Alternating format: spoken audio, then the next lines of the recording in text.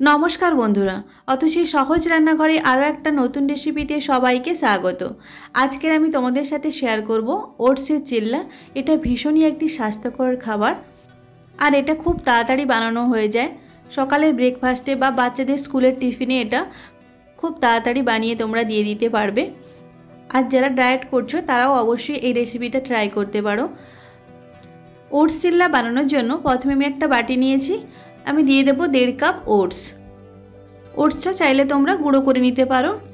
এখন আমি দিয়ে দেবো 2 চামচ সুজি আর দিয়ে দেবো 2 চামচ বেসন।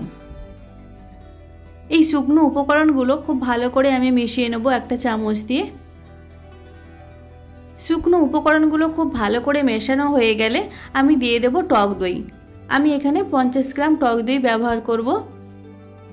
টক দইটা দিয়ে খুব ভালো করে মিশিয়ে নিতে হবে ওটসের সাথে।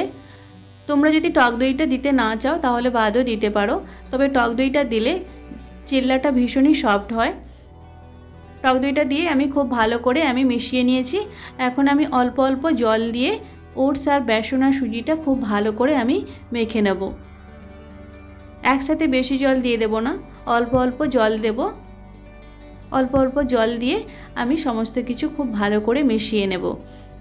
তারপর আমি 10 মিনিটের জন্য রেস্টে রেখে দেব, যাতে ওটস সুজি খুব ভালোভাবে নরম হয়ে যায়। দেখো আমি অল্প অল্প জল দিয়ে সব কিছু খুব ভালো করে মেখে নিচ্ছি। ভালো করে মেশানো হয়ে গেলে আমি 10 মিনিটের জন্য রেস্টে রেখে দেব। 10 মিনিট পর আমি তোমাদের দেখাচ্ছি ব্যাটারটা কতটা ঘনত্ব হবে। ওটস আর সুজি একেবারে নরম হয়ে যাবে আর অনেকটাই ফুলে যাবে। দেখো 10 মিনিট পর আমি তোমাদের দেখাচ্ছি ওটস আর সুজিটা অনেকটাই ফুলে গেছে আর ব্যাটারটা অনেকটাই গাঢ় হয়ে গেছে। এখন আমি এখানে কিছু উপকরণ মেশাবো। আমি দিয়ে দেবো স্বাদ মতো লবণ, হাফ চামচ হলুদ গুঁড়ো, হাফ চামচ জিরে গুঁড়ো, হাফ চামচ ধনে গুঁড়ো আর দেবো হাফ চামচ কাশ্মীরি লঙ্কার গুঁড়ো আর দিয়ে দেবো খুব সামান্য পরিমাণ আদা। আমি গ্রেট করে রেখেছিলাম আদা দেব। একটু কাঁচা লঙ্কা দিয়ে দেব ঝালের জন্য, তোমরা তোমাদের ঝাল অনুযায়ী লঙ্কাটা ব্যবহার করবে।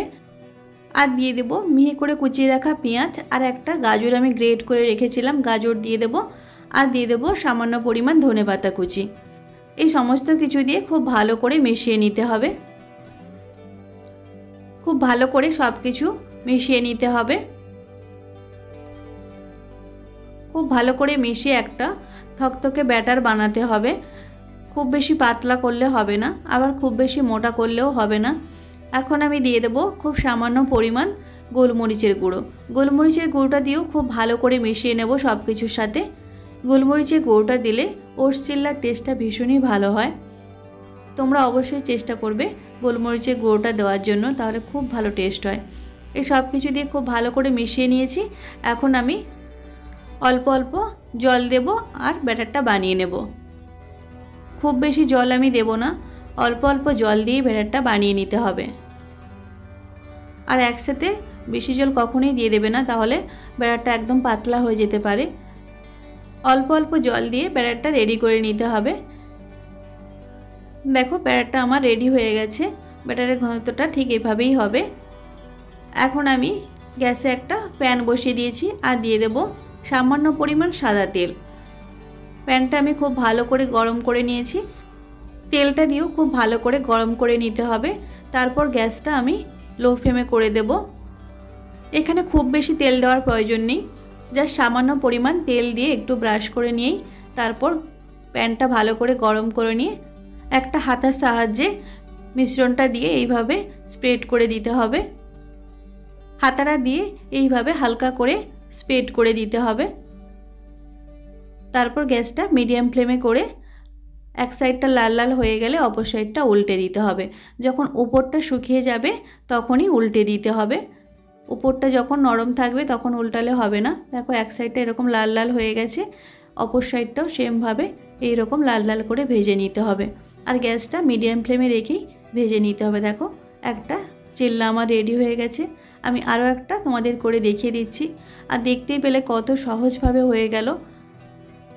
আর এটা ভীষণই স্বাস্থ্যকর একটি খাবার, সমস্ত রকম সবজি দিয়ে বানানো। তোমরা অবশ্যই এটা বাড়িতে একবার ট্রাই করবে। হাতে যখন সময় কম থাকবে তখন খুব সহজেই বাচ্চাদের টিফিনে ওটা বানিয়ে দিয়ে দিতে পারবে স্কুলে, বা ব্রেকফাস্টেও এটা রেডি করে নিতে পারবে। খুব কম সময়ে এই রেসিপিটা বানানো হয়ে যায় আর ভীষণই একটি স্বাস্থ্যকর খাবার। এইভাবে সমস্ত ওটস চিল্লাগুলো আমি বানিয়ে রেডি করে নেব।